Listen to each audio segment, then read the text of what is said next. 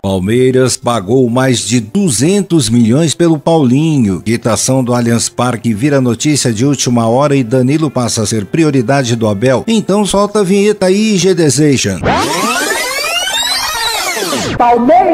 Eu começo o giro de agora dando notícias das atualizações do caso Danilo e Botafogo, e as últimas delas constam que o jogador teria recusado a oferta do Lyon por causa da tal obrigatoriedade de jogar no Botafogo. Mas a situação é completamente diferente, já que sua prioridade nesse momento é de seguir mesmo no futebol inglês. E existem clubes locais fazendo sondagens por ele. Dentro desses próximos dias haverá novidades sobre o caso, mas devido à presença do Leonardo Holanda na Europa, já começam a circular por aqui a possibilidade da Leila estar diante desse leilão, e até agora o que se vê sobre o assunto são apenas suposições, mas que as movimentações estão sendo feitas, eu não tenho dúvidas. E como foi dito há um tempo atrás, o Abel tem o Danilo como plano A para substituir a saída do Richard Rios, que deverá ser feita após o Super Mundial ou em dezembro. E a equipe do canal até tentou segurar essa informação, mas não há como deixar passar batido, e vou ser bem sincero em dizer que diante dos acordos que o Nottingham fez com o Botafogo envolvendo a ida para lá de 3 jogadores, eu quero só ver o que vão fazer, pois o Danilo estava presente nessa negociação toda e seria tal contratação para o Super Mundial no time do John Textor. E resta saber agora se o Palmeiras terá cacife para convencer o jogador a voltar para cá nessa temporada, ou haverá uma pressão maior para ele ir para o Lyon caso não apareçam propostas da Inglaterra, hein? Tá difícil.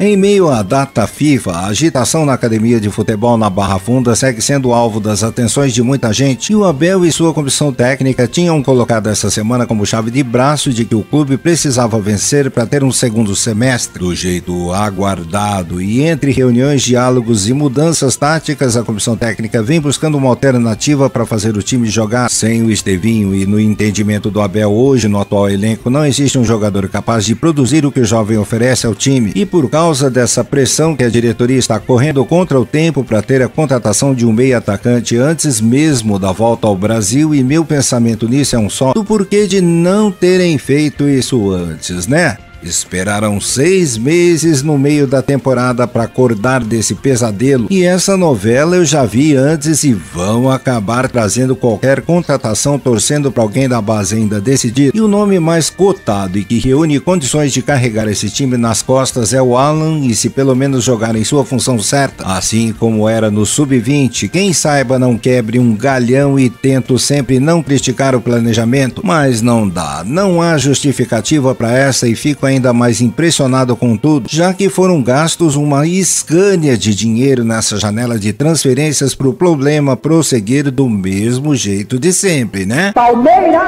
A W Torre está no paredão mesmo, e essa foi a frase dita por um conselheiro ao canal. E segundo apurações, existe uma análise sendo feita no contrato firmado pela construtora com o Palmeiras lá atrás, e em poucos detalhes foi confirmado que vem sendo feita uma tentativa de manobra para abater o tempo previsto nessa papelada toda. E a diretoria tenta de qualquer jeito alternativas para solucionar esse problema crucial, e em contato com alguns setoristas, a equipe do Nação recebeu em primeira mão que essa análise de contrato vem sendo feita desde o começo do ano. E resumindo a parada, a W Torre fez um acordo tão bem feito que até para encontrar algum tipo de brecha o departamento jurídico está tendo dificuldades. E sobre esse assunto eu gosto de ser muito polêmico, e já fui daqueles torcedores que quando era da Mancha Verde, que hoje seriam contra Barueri,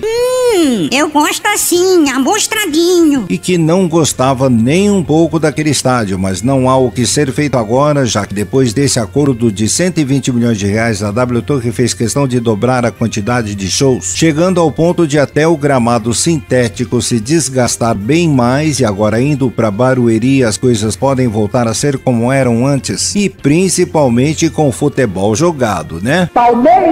Não há mais tempo para desculpas, e após o retorno turno do Super Mundial, o Palmeiras terá uma sequência para testar não só o trabalho do Abel, mas também os corações do torcedor. E como vocês estão vendo aí na tela, após o jogo contra o Grêmio pelo Brasileirão, já teremos a decisão da Copa do Brasil e logo na sequência já vem a Libertadores. E no clube existe até um sentimento de alívio, mas ao mesmo tempo aqueles pés no chão pela rodada da Liberta, já que poderíamos ter pego uma grande pedreira ainda, e cabe agora ao Abel fazer o planejamento certo, colocando em pauta suas mudanças, pois o ataque vai precisar de muitas novidades e a única coisa que implora ele é sobre essa tal invenção que ele tanto repete, pois já se passaram 3 anos de erros e essa insistência por 2 laterais continua dando nos pacovás. E quem é religioso e vê uma coisa dessas até imagina que ele está pagando uma promessa ou algo do tipo, porque não há outra explicação para isso. E se ele chegasse na coletiva e detalhasse os pontos que o permite ter essa visão tática, até daria para entender, mas o problema é que nem isso ele faz e sempre está arrumando uma desculpa para não citar o fato. E no último jogo mesmo ele foi bem esperto, esbarrando no câmera de campo,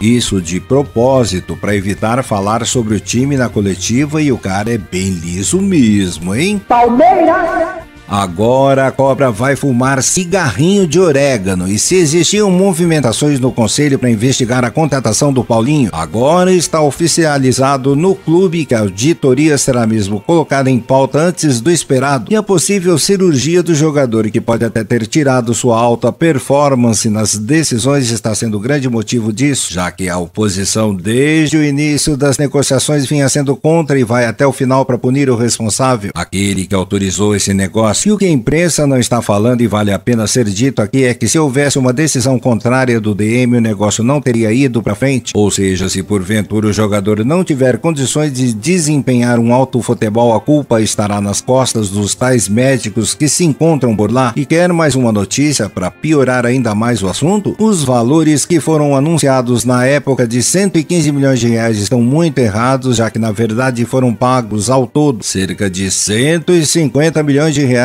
fora os valores de mercado do Gabriel Menino, que valia 30 milhões na época, mais os 50 milhões do jovem Patrick. E resumindo toda essa bagaça, nesse pacote todo foi sacado do bolso do Verdão mais de 200 milhões de reais, e torço de noite para isso ser apenas uma marombinha para o jogador surpreender ainda nesse segundo turno, pois caso contrário vamos ter muitas dores de cabeça, além de cabeças rolando, viu? Palmeiras!